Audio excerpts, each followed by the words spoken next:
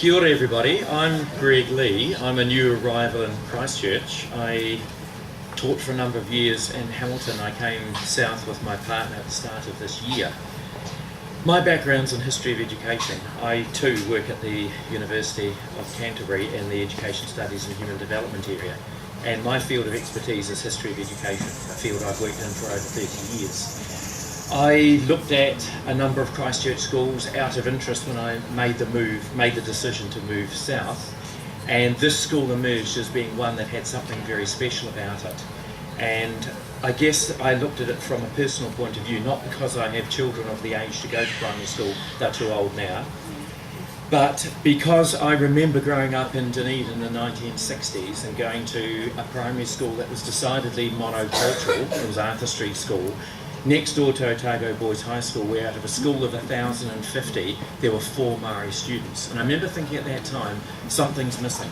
If this is a slice of New Zealand life, then I had some misgivings about it.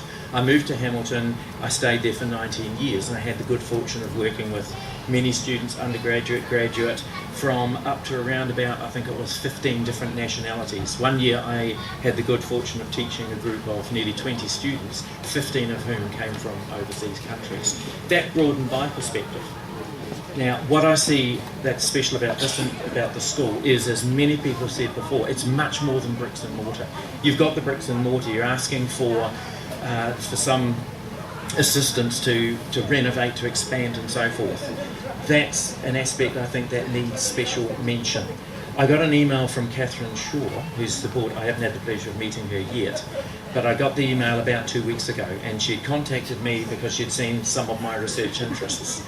And we struck up this correspondence over the next 2 weeks, and I said to her what she had expressed about the school is something that Michael Deaker, the Minister of Education, and the Ministry need to see. It was a superb case, beautifully written, well argued. We live in an age of choice. Governments of various persuasions, left or right, have told us that over 20 or 30 years at least.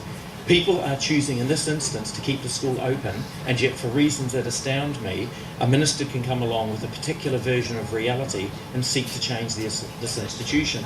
Rightly, you people have decided that you've had enough, and I don't blame you. The whole purpose of the Tomorrow Schools, the PICO Task Force report, was to develop closer relationships between people and their communities. Here's an institution that seems to have done that remarkably well, and now it's bloody well being penalised for it. I can't understand that. That goes against the rhetoric. If politicians are into rhetoric, they've also got to be into the art of the reality, matching the two things. People do this, they walk the talk, they talk about a multicultural community. How many different nationalities are represented in the school? Approximately how many? Over 20?